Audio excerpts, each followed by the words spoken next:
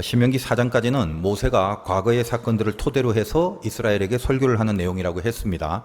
이제 5장을 다음부터 들어갈 건데 5장부터는 모세가 설교하는 그 시점, 즉 모압 평지죠. 그 모압 평지 그 시점을 현재로 했을 때 그 현재에서 설교하는 내용이 5장부터 진행될 것입니다. 4장까지는 뭐라고 그랬죠? 과거를 언급해 왔습니다. 우리가 지금까지 신명기를 살펴보면서 과거에 벌어진 그런 사건들이 많이 언급됐다는 것을 아실 겁니다. 그리고 이제 점점 그 과거가 조금씩 모압 평지라는 현재의 시점으로 이렇게 다가서고 있다는 것을 느끼게 되는 거죠. 자, 이게 어떤 의미를 주는가 하면 쉽게 좀 이해를 해보자면, 예를 들어 지금 아빠와 자녀들이 늑대들이 많이 나오는 어떤 숲속을 걸어가고 있는데 이제 앞으로 늑대들이 나올 겁니다. 그 늑대들을 만나게 되면 어떻게 해야 할지를 이제 아빠가 설명을 해줘야 되는 거예요. 늑대가 이렇게 생겼다. 그 모양이나 특성이나 그런 늑대에 대한 정보들 이런 것도 가르쳐주고, 또 본인이 예전에 늑대를 만났던 이런 경험들도 가르쳐주고 기타 등등 그렇게 하면서 숲속을 걸어갈 것입니다. 시간이 이제 점점점 지나가고 저 멀리서 이제 늑대도 등장하고 막 이쪽으로 옵니다. 울음소리도 들리고 점점점 가까이 옵니다. 그러다가 이제 바로 앞에 늑대가 딱 나타납니다. 자, 그러면 이 시점에서 가장 중요한 말 한마디를 하게 될 것입니다. 시간도 없고 또 그 말 외에는 다른 게 필요 없는 상황이 오게 된다는 거죠. 얘들아, 나무 위로 올라가라. 그거 한마디가 늑대를 피하는 그 시점, 그 방법 중에 가장 중요한 내용입니다. 그래서 최후로 마지막엔 가장 중요한 엑기스 한마디, 나무 위로 올라가서 늑대를 피해라. 그 말만 하게 될 것입니다. 지금 이 모압 평지에는 가나안 접경입니다. 그 땅으로 이제 들어갈 시간이 다가왔습니다. 이 요단을 건너기만 하면 이제 가나안입니다. 과거의 이야기들 쭉 해오면서 급기야 이제 가장 중요한 내용을 전할 시점까지 온 겁니다. 드디어 코앞에 늑대를 만났을 때 얘들아 나무 위로 올라가, 이 말을 하는 것처럼 동일한 비중으로 이스라엘에게 있어서 가장 중요한 말을 해야 하는 겁니다. 늑대가 바로 다가왔는데 거기에 대고 무슨 모양 설명하고 특성을 설명하고 과거에 경험한 썰 이런 거 풀고 다 필요 없습니다. 그거는 예전에 그랬으면 몰라도 당장 이제 만나면 딱 하나, 그거 안 하면 죽는 거, 그걸 이야기를 해야 되는 거죠. 뭡니까? 나무 위로 올라가. 그렇게 안 하면 잡아먹혀 죽는 거죠. 지금 이스라엘에게 있어서 이제 안 하면 들어가기만 하면 되니까 안 하면 죽는 거, 그게 뭐죠? 그걸 지금 4장에서 우리가 계속 묵상하고 있는 겁니다. 말씀 지켜라, 그거죠. 그래서 그 말씀, 즉 율법에 대해서 설교를 하고 그 율법의 핵심인 십계명을 지키라고 설교를 했고, 그 십계명의 내용 중에서 가장 중요한 우상죄 짓지 말라고 지금 연결하여 설교를 하고 있다는 것을 여러분이 신명기 4장 즈음에 지금 감을 잡고 따라오고 계실 거다라고 믿습니다. 하나님이 왜 이렇게 경고를 하고 교훈을 주고 하라 마라 명령을 하고 왜 이러시나요? 늑대한테 안 죽게 하려고 하는 거죠. 왜 늑대한테 안 죽게 하려고 합니까? 두말할 것도 없이 사랑하셔서 그렇습니다. 그런데 그토록 사랑해서 이 아이들에게 늑대를 만나면 나무 위로 올라가야 한다고 가르치고 있는데, 예를 들어 애들이 말을 안 들어. 안 올라가고 놀아, 그냥 무시하고. 그럼 아빠는 어떻게 해야 하나요? 다급하고 점점점 늑대는 다가오는데 상기된 얼굴로 큰 소리로 막 야단치는 소리로, 때로는 몽둥이도 들어가면서 나무에 올라가란 말이야. 올라가. 안 그러면 죽는단 말이야. 잊지 마라. 막 그렇게 막 호통을 치고 그럴 것 아니겠습니까? 아빠 말을 안 들을래? 아빠가 다 이미 경험한 건데 니들은 늑대를 몰라. 네가 아빠처럼 다 알지도 못하면서 왜 아빠 말을 안 듣냐? 뭐 그런 식으로. 예전에 말이다. 아빠가 너를 낳기 전부터 말이다. 나는 이 숲속을 다니면서 말이다. 막 그렇게 말을 하겠죠.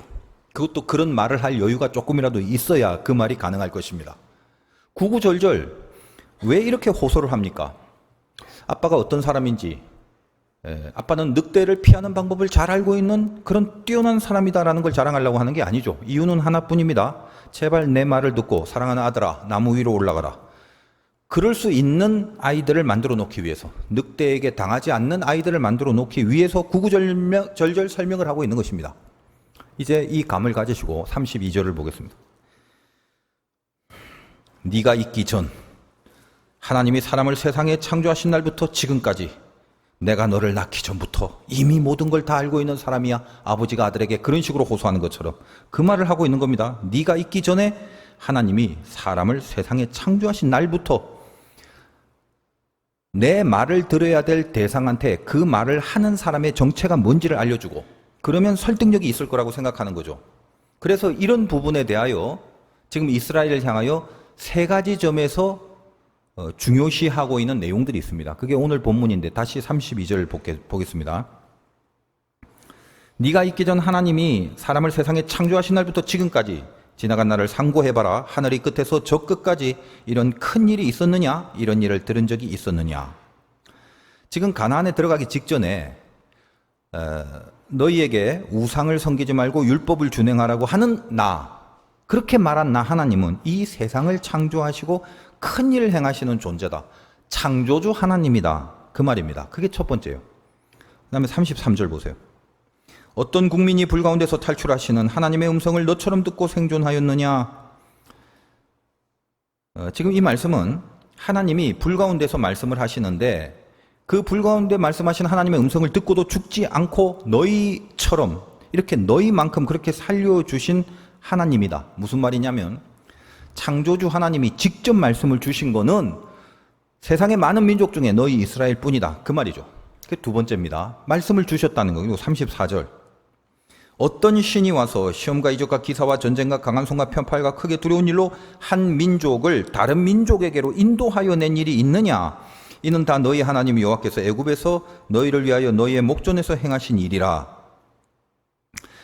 창조주는 너희에게 말씀을 줄 뿐만 아니라 너희의 현실 역사 속에서 너희를 인도하여 내시는 역사의 하나님이다. 그 말입니다.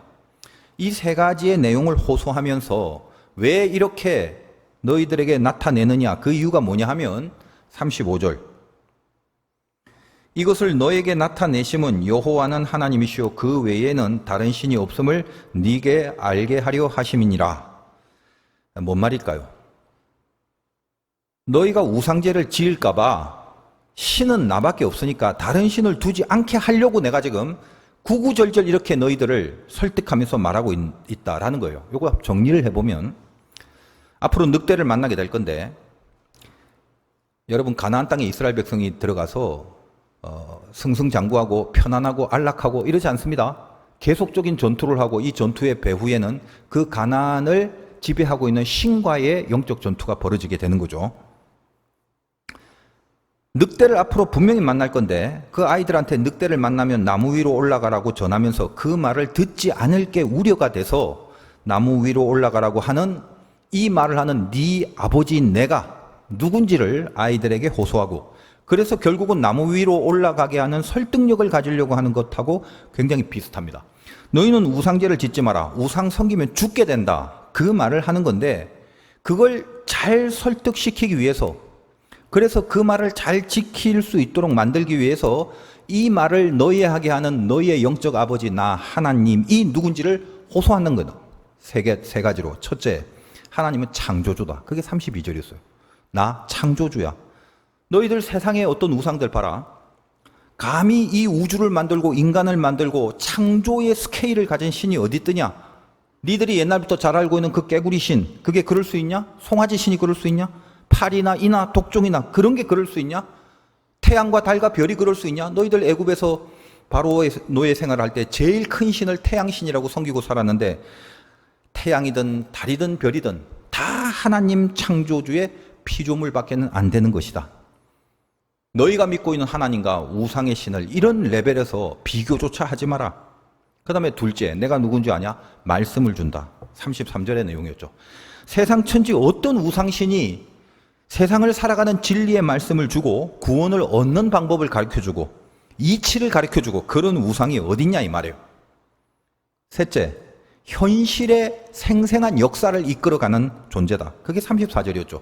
한 민족을 다른 민족으로부터 구별시켜내는 역사를 추상적인 관념 속에서가 아니라 이 역사의 실체 속에서 행하신 바로 그 하나님, 아브라함과 이삭과 야곱, 그 하나님, 세상에 어떤 다른 신이 민족을 민족 가운데서 따로 불러내서 이 생생한 현실의 역사 속에 구별을 시켜놓는 신이 어디 있더냐라는 말입니다.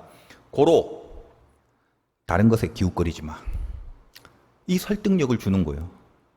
그 어떤 다른 신이 창조와 말씀과 역사를 주도하는 신이 있더냐?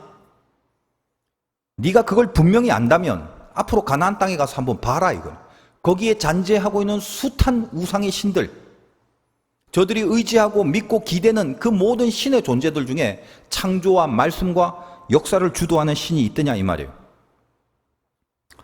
네가 그걸 분명히 이제 알았다면 다른 신을 섬기는 죄를 짓지 말고 늑대를 만나면 나무 위로 잽싸게 올라가야 하는 것처럼 그 안에 들어가 절대 다른 신 섬기지 마. 그런 차원에서 말하고 있는 겁니다. 그런 다음에 이 창조, 말씀, 역사 이 중에서 이스라엘에게 가장 중요하게 어필이 되는 부분은 말씀이다라는 걸 연결하여 설명하고 있습니다. 다른 민족에게는 안 준 거죠. 오직 유일하게 이스라엘에게만 말씀을 줬다. 이렇게 이야기를 합니다.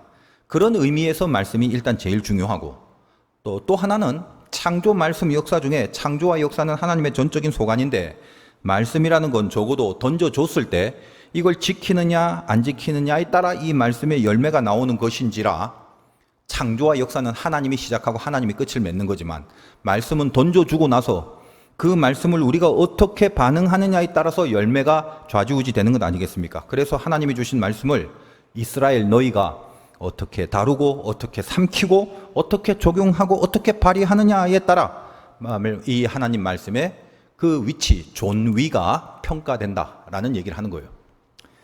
오늘 우리가 받아야 될 메시지가 고로 뭐냐면 바로 36절이 핵심이 되는 것입니다. 36절 보겠습니다.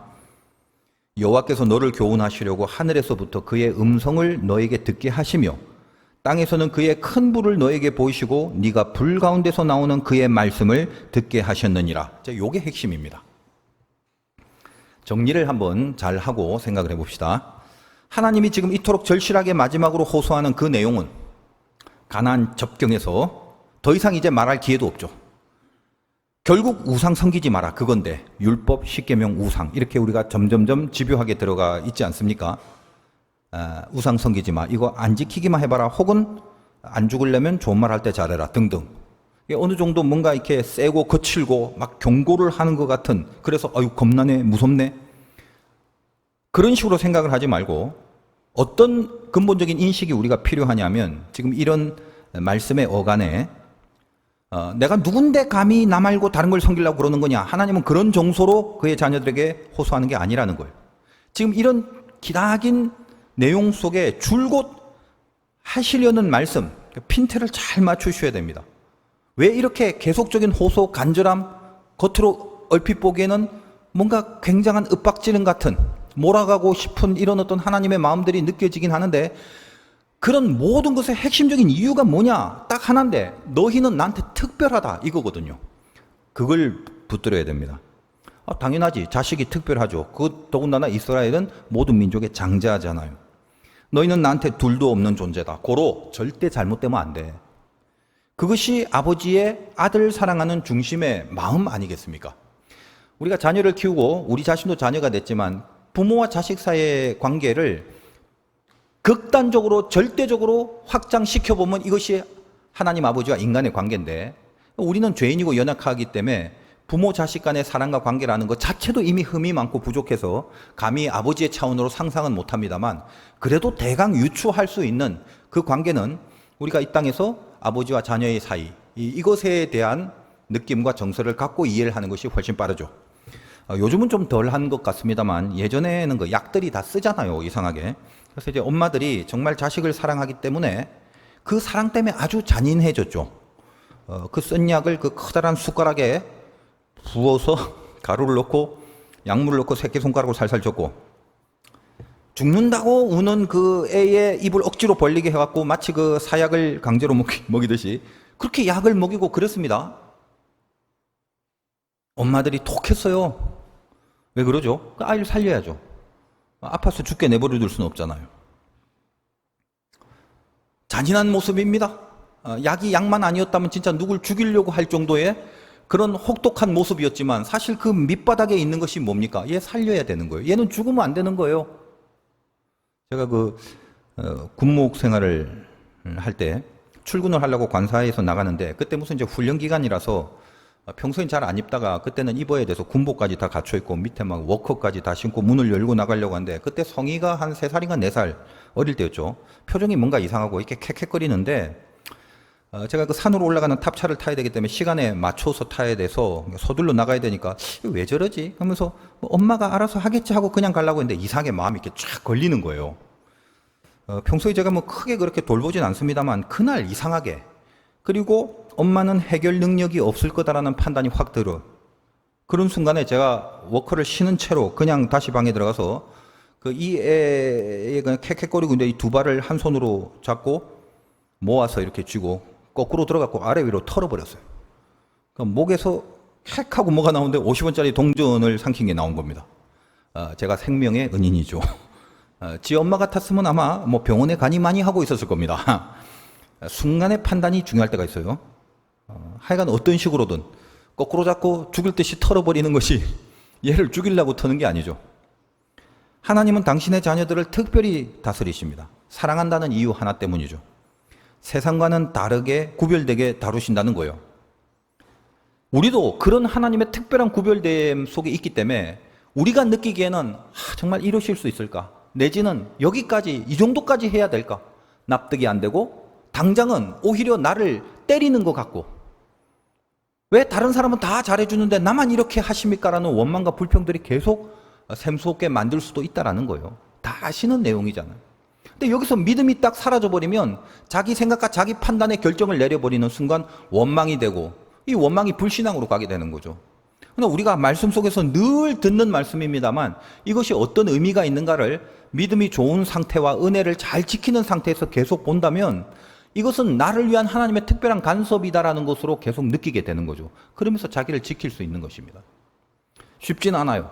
은혜 떨어지면 절대로 이런 극복할 수 있는 능력과 또 이런 승리들이 우리에겐 그렇게 쉽지가 않다라는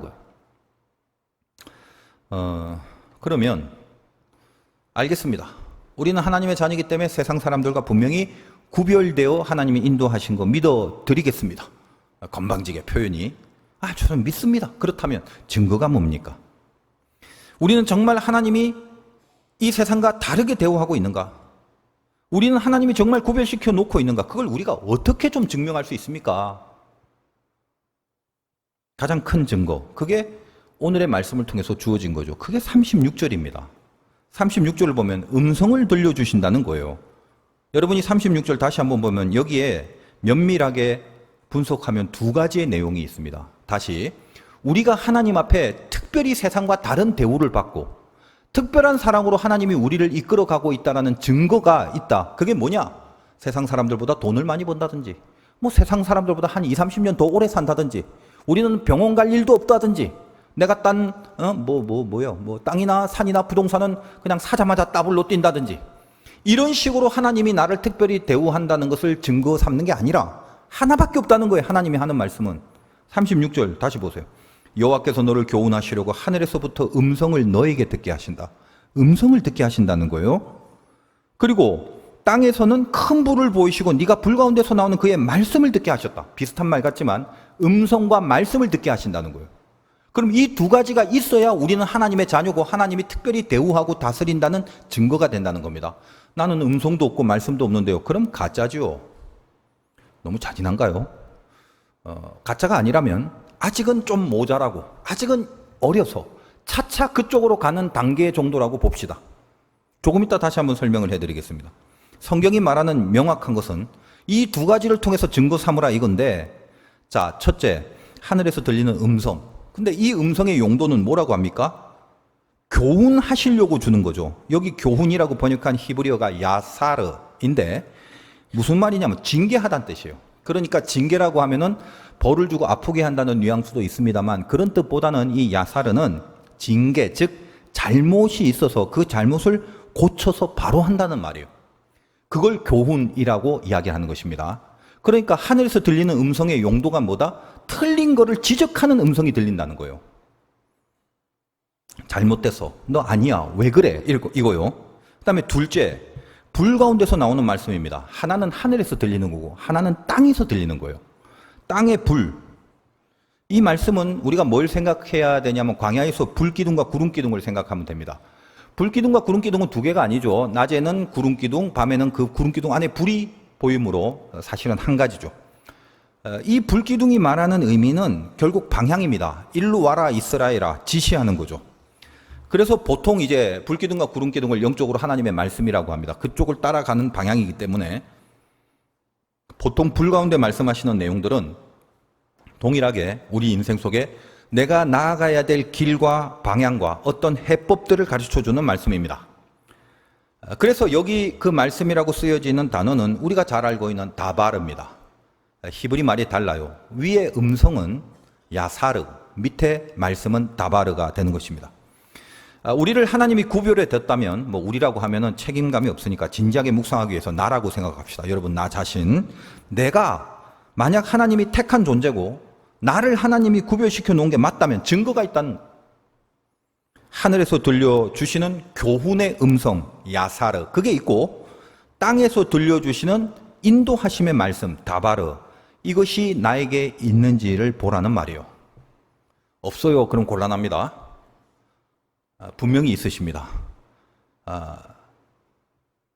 없다 해도 여기까지는 있을 거예요. 적어도 나에게 음성과 말씀이 있는 그 삶을 살고 싶다 정도의 감각만 있어도 여러분 일단 합격선 안에는 들어온 것입니다. 나는 그러고도 싶지도 않아. 그건 나하고 상관없어. 그러면서도 이 자리에 앉아 있다면 여러분은 그냥 이 자리에 앉아 있는 거죠. 이 교훈, 음성, 그 다음에 인도, 말씀, 이걸 가장 잘 이해하기 위해서 여러분이 성경의 사도 바울의 역사를 생각해 보면 됩니다. 바울은 못된 짓을 하고 살았지만 하나님의 은혜를 입었죠. 그가 하나님의 자녀로 살게 된 것은 전적인 은혜였지만 적어도 그가 하나님 앞에서 예수를 믿고 자녀가 된 증거가 있어야 될 거 아닙니까? 그도 역시 마찬가지로 하나님의 자녀이기 때문에 이 두 가지, 오늘 본문에 있는 것처럼 두 가지의 증상으로 증명되고 있다는 거죠. 야사르와 다바르, 두 개를 다 갖고 있는 감각이 생긴 것이죠. 여러분 알다시피 다메섹으로 갈 때 기독교인을 잡으러 가면서 처음 하늘의 음성을 듣습니다. 그게 야사르입니다. 위에서부터 교훈하시는 음성이죠. 무슨 교훈입니까? 너 왜 나 질책하냐? 너 왜 나 비판하냐? 너 왜 나를 핍박하냐? 너 왜 내 반대편에 섰냐? 너 지금 잘 못하고 있지 않냐? 라는 야사르, 하늘의 교훈하는 음성을 듣습니다. 이때 어때요? 눈이 감겨지고 그 음성에 반응을 하죠. 직가라는 곳에 가서 유다의 집에 거하고 거기서부터 기도를 합니다. 그리고 이 기도 속에서 이제 두 번째로 불 가운데 들려지는 말씀을 받습니다. 자기가 그리스도를 위해서 고난을 받는 전도자의 삶을 살아야 될 것으로 인도받는 말씀이죠. 삶의 방향, 그리고 삶을 풀어가는 어떤 지시를 받는 것이 불 가운데 다바르 말씀입니다. 그냥 제 얘기가 아니라 그 부분을 살펴보면 예수님이 아나니아라는 제자에게 하신 말씀을 근거로 해서 바울이 두 번째, 즉 기도의 불 속에서 들은 말씀이 그의 인생을 인도하는 말씀이다라는 것을 알 수 있게 됩니다. 사도행전 9장 15절에 보면 이렇게 표현했어요. 그가 그 이름을 위하여 얼마나 고난을 받아야 할 것을 내가 그에게 보이리라. 이 말씀은 예수님이 아나니아에게 한 말인데, 내가 그에게 보이리라, 아나니아에게 하는 말입니다. 이때 나는 주님이고 그에게 보이리라 할 때 그는 사도 바울이죠. 그렇게 되는 거예요. 그러니까 주님이 눈 감고 기도하는 바울에게 그를 인도하는 그 내용을 불기둥처럼 불 속에서 그 바울에게 가르쳐주고 있다는 것입니다. 즉 바울은 기도하면서 내가 이제 주의 복음을 위해서 뛰어야 되고 살아야 될 사람으로서의 말씀을 받고 있다라는 것이죠. 여러분에게 이 음성과 말씀, 아샤르와 다바르가 있어야 되는 것입니다. 고치고 지적받는 음성. 너 그러면 안 돼. 왜 나를 핍박하냐? 그거죠. 너 왜 죄를 짓고 있니 지금? 왜 그 미워하고 증오하냐? 왜 그렇게 분노와 혈기가 그렇게 끊이지 않고 올라오냐? 왜 거짓말하냐? 왜 이렇게 음란하냐? 왜 아직도 그런 걸 먹고 마시냐? 왜 그런 걸 보고 있냐? 왜 수근거리고 있냐? 왜 당짓고 있느냐? 왜 시기하고 질투하고 있느냐? 뭐 언제까지 할까요? 그런 음성들이 내 속에 들어오고 자기 안에 지적이 들어올 때 그게 귀한 것입니다. 그 지적 앞에 얼마나 뜯어 고치느냐는 두 번째 문제고, 이것을 받아들여서 흘려버리지 않고 나에게 이런 음성이 들리네. 경각심이 생기기 시작하는 것. 그 음성 앞에서 반응을 하게 되면 그때부터 주님이 다바르로 이끌어서 예수 그리스도 안에서의 삶으로 인도를 하게 되는 것입니다. 제가 예전에 보스턴이라는 곳에 가서 설교를 한 적이 있는데, 여러분 알다시피 보스턴은 미국의 첫 조상들이 거기에 이제 들어왔죠. 그래서 이 매사추세츠주라는 데는 아주 유명하지 않습니까? 하버드 대학을 필두로 해서 뭐 예일, MIT 이런 세계적인 대학들이 다 밀집되어 있는 아이비 리그죠. 거기 그 교회를 다니는 사람들이 거의 다 이 아이비 리그 대학을 다니는 수재들입니다. 그때 제가 바울 설교를 했는데, 그때 제목이 뭐냐?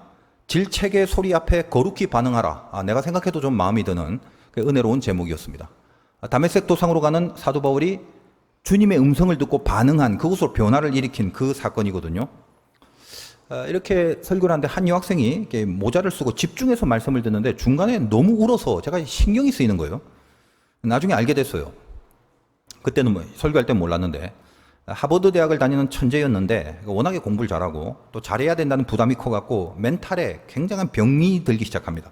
그래서 우울증이 생기고 해서는 안 될 나쁜 생각도 많이 하고, 모자를 쓰이는 이유는 머리를 마구 깎아서 거기에 이제 모자를 가리려고 썼다는 거예요.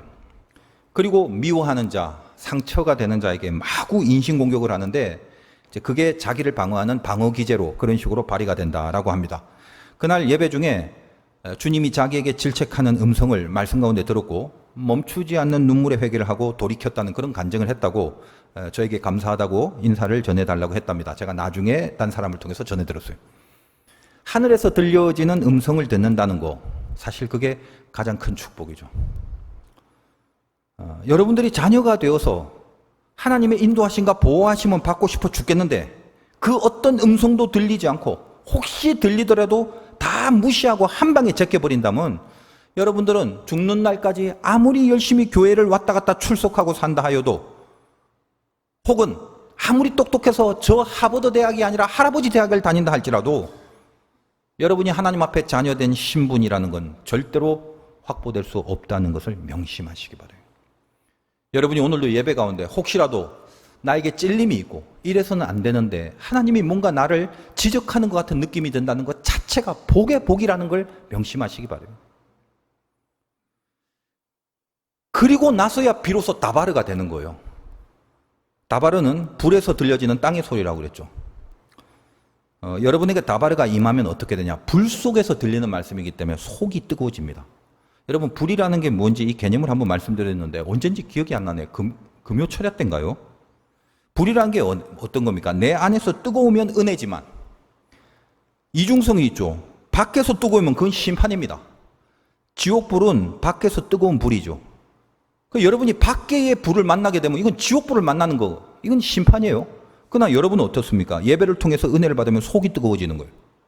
어떻게? 불 속에서 말씀하시는 다바르, 말씀이 걸려야 되는 거예요. 안에서 말씀이 걸리는 게 중요합니다.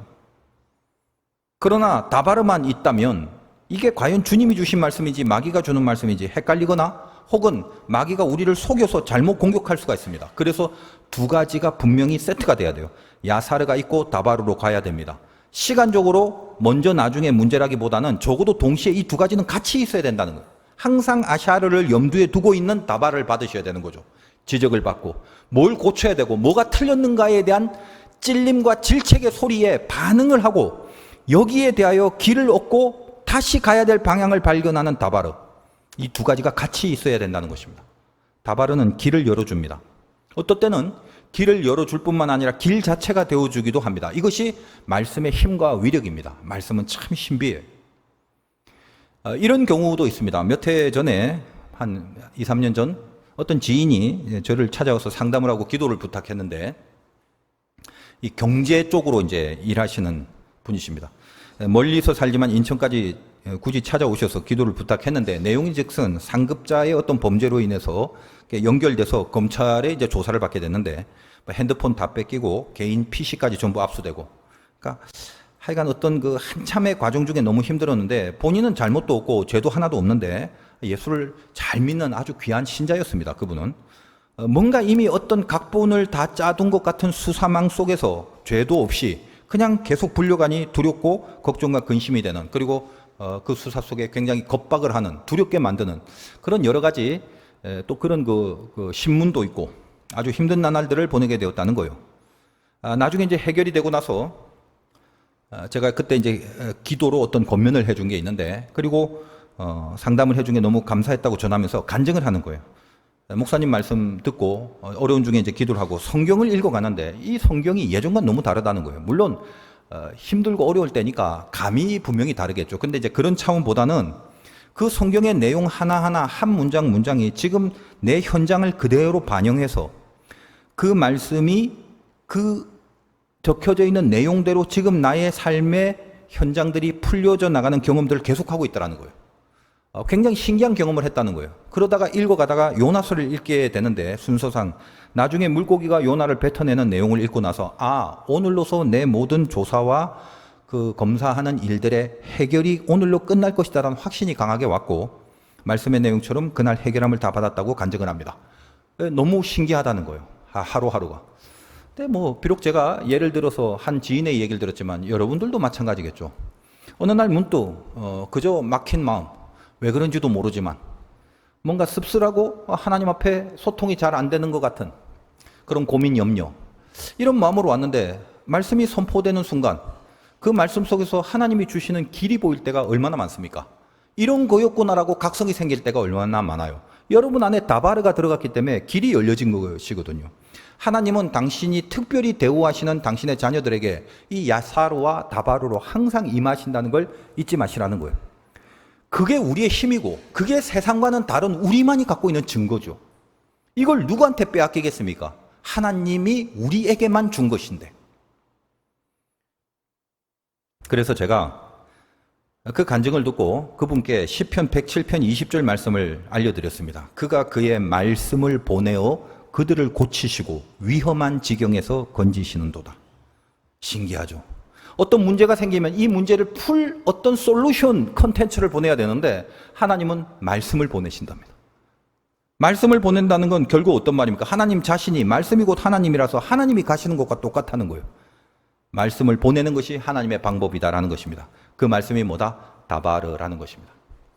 이것을 신기한 능력의 관점에서만 보지 말고 그것을 포함해서 우리의 삶을 이끄시는 것은 무조건 하나님의 손인데 그 하나님이 우리를 겁박으로, 폭력으로, 강제적으로, 억지로 세상적인 죄를 이용해서 이런 식으로 인도하시지 않죠. 당신의 말씀을 먼저 보내고 그 말씀의 길을 따라 우리를 이끄신다라는 것입니다. 고로 우리가 하나님의 말씀을 지금 듣고 있을 때나 여러분이 스스로 하나님의 말씀을 진심으로 묵상할 때 그 말씀이 여러분에게 길이 되는 능력이 되는 건 당연지사죠. 이 경험과 이 수단과 도구를 이용하지 않고 신자의 삶을 산다는 건 굉장히 슬프고 불쌍한 일입니다. 우리에게만 주신 하나님의 이 특권을 놓치고 살아가는 거죠. 우리는 예배를 드립니다. 예배는 말씀이 선포되죠. 예배라는 건 그냥 한마디로 제사예요. 여러분이 교회에 지금 오시는 궁극의 이유는 제사입니다. 그러니까 실제로 교회는 이 제사만 잘 드리면 되는 거예요. 실은. 문제가 뭐냐? 한국 교회가 아주 이상한 열심에 사로잡혀갖고 하나님과 관계가 없는 열심에 많은 걸 투자하게 됐죠.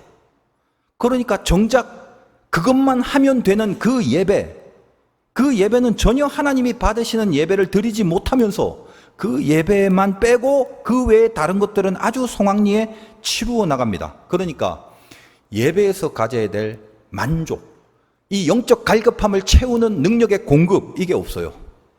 오랫동안 교회만 다니는 거예요. 그러나 예배 말고 다른 어떤 일들을 통해서 교회 안에서 만족을 얻으려고 합니다. 그러니 안 되는 거다 이 말이에요.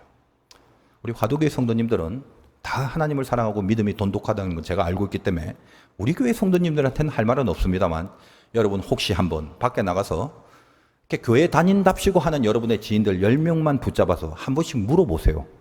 당신은 예배에 기대가 있으십니까? 예배를 드릴 때마다 가슴띵이 있으십니까? 예, 있습니다라고 하는 사람이 한 명 나오면 성공하신 겁니다. 이게 작금의 한국 교회의 현실이라는 걸 명심하십시오. 예배가 뭐죠? 제가 예배에 대한 어록을 남기지 않았습니까? 예배는 때우는 게 아니라 태우는 거다. 오늘 말씀 제목이에요. 제물로 왔지 않습니까? 우리는 산 제사를 드려야 되고 산 제사는 내가 제물이 돼서 하나님 앞에 나가야 되는데 이 제물이 왜 필요합니까? 제사에 태워 없애려고 하는 거죠. 그러니까 불이 필요한 거 아니겠습니까? 그런데 나를 태우지 않고 때우는 예배를 드리고 산다면, 때우는 게 뭐예요? 아이고, 신앙생활 하기 힘든데 그래도 오늘 주일이니까 어떻게든 성경책 끼고 주일날 예배 나와서 시간 맞춰서 예배 드리고 헌금 내드리고, 그리고 봉사 헌신 같은 거 혹시 있으면 직분 맡은 자가 그거 좀 해드리고, 그리고 오늘 할 일 다 함으로 나는 내 신앙을 완결했소이다 하고 손 털고 나가는 것은 때우는 예배죠. 그런 게 나쁘다는 게 아닙니다.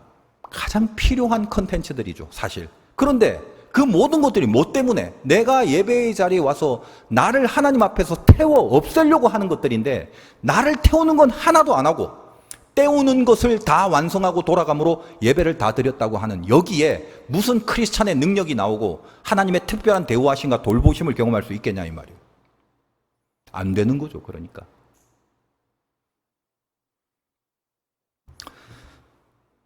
불이 필요합니다. 재물은 태워야 되기 때문에. 내가 하나님 앞에서 재물이 돼서 태워지니까 태움에서 불이 나오고, 그 불 가운데 주님이 말씀을 그때 주시는 거예요. 절대로 때우는 자에게는 하나님의 말씀이 던져지지 않습니다. 그 말씀이 다바르입니다. 불 속에서 던져진 말씀. 길을 주시고 방향을 주시고 인도하시는 말씀. 혹시 인생에 막혀진 게 있다면, 그게 비록 바다가 막고 있다 할지라도 바다를 갈라서 길을 주시죠. 이걸 말씀이라고 한다 이 말이에요. 야사르의 음성을 듣고 나서 나에게 태워보낼 내용이 뭔지를 지적받고, 그리고 나서 이 지적 속에 반응함으로 그 다음에 불이 나와 다바르를 말해주는 거예요. 이렇게 하지 않으면 우린 모두가 침체가 됩니다. 침체가 뭐죠? 일이 안 풀리고 걱정, 염려가 있는 상태. 그걸 침체라고 말하지 않습니다. 세상 사람들도 그런 침체는 있죠. 그런 건 경기 침체라고 하는 거예요. 우리의 침체는 영적 침체입니다. 일이 안 풀리고 걱정, 염려, 근심이 생기는 일들은 인생 가운데 늘 있어요.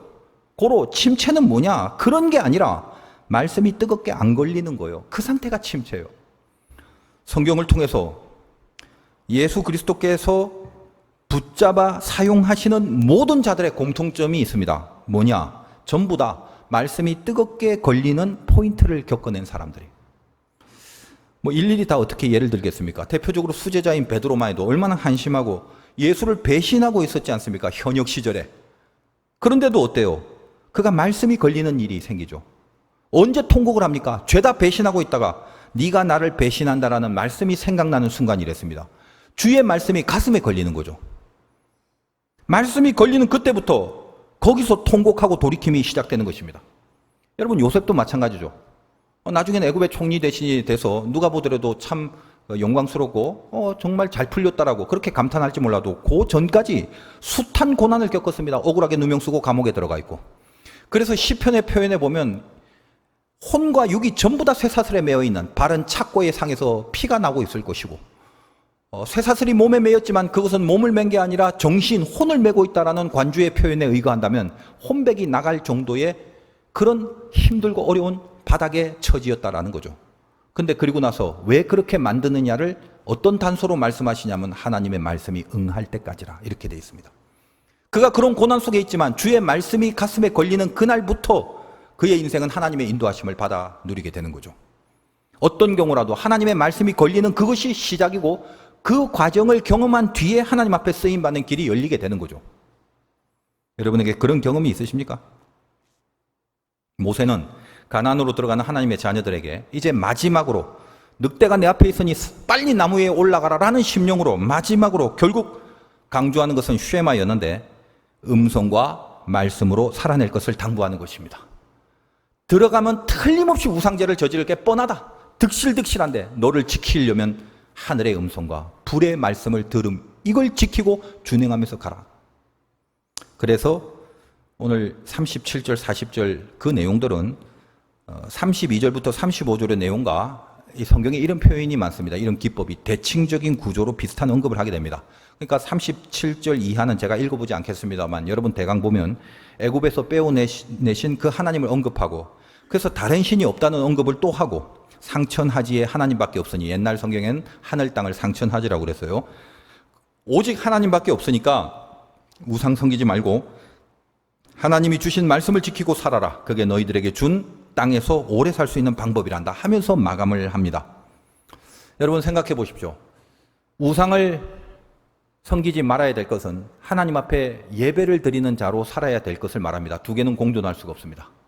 예배는 나를 태우는 거라고 했는데 결국 우상을 섬멸하는 것은 예배의 힘인데 가장 큰 우상이 뭐냐면 내 자신이 가장 큰 우상입니다. 내 욕심, 내 이기심, 내 자아, 여기서부터 계속 우상은 꼬리에 꼬리를 물고 연결하여 드러나게 되는 것이죠. 가장 핵심적인 우상은 하나님 앞에 내 자신입니다. 그런 것을 하나님 앞에 태워야 되는 게 예배다 이 말이에요. 자기를 태운 후에야 하나님의 말씀이 불처럼 걸리게 되는 겁니다. 여러분이 오늘 예배를 드리고 난 후에도 뭔가 가슴에 걸리는 게 없고 그래 끊어야 되는데 잘라야 되는데 다시 바로 서야 되는데 안 할 걸 다시 해야 되는데 해야 되는 걸 안 하고 있다면 이거 반드시 분명히 내가 할 거야. 그리고 안 해야 될 것을 하고 있다면 다시 이것을 잘라내고 끊어야 되는데 이렇게 모든 질책의 소리들이 내 가슴 속에 걸리는 그게 없다면 1시간 내내 예배를 드렸는데도 지적과 질책을 못 느낀다면 슬픈 거예요. 만약 이 야사르를 통과하지 못한다면 여러분 내 삶의 길을 지시하는 불같은 다바르도 얻지 못하게 될 것입니다. 혹시 얻었다 할지라도 야사르 없이는 악한 마귀의 시험과 유혹일 확률이 굉장히 높습니다. 오늘 혹시 여러분 실패가 있었다면 오늘 뭐 그냥 집중도 못하고 그냥 흘러갔어? 뭐 걸리는 거 없어? 걸리는 게 있었으면 좋겠는데 아무것도 없네? 다음에는 실패하지 마시기 바라요. 기도하셔야 됩니다. 적어도 여러분은 하나님의 영이 있다면 이건 알아요. 하나님의 말씀을 걸고 살아야 맞다, 그러고 싶다 정도는 있는 거죠. 일단 거기가 합격점입니다. 근데 만약에 그것조차도 없다면 여러분 스스로의 신분을 심각하게 의심해 보셔야 됩니다. 왜 앉아 있는지, 내가 하나님을 믿는다는 게 어떤 의미인지. 그래서 기도가 나와야 되죠. 적어도 이 감각이 생겼다면 하나님 오늘 실패했는데 죄송해요. 그러나 내가 알고는 있습니다. 이 길 가고 싶고 말씀에 걸리고 싶어요. 말씀이 뜨겁게 걸리게 해주세요. 내 실력이 아직은 미약하고 내가 아직 수준이 잘 안 돼서 잘 모르고 있지만 적어도 하나님 말씀을 소망하고 이걸 간절해하고 가슴에 걸리는 그 은혜를 붙잡고 살고 싶습니다. 도와주세요 하나님. 적어도 이 기도까지는 가실 수 있어야 된다는 거죠.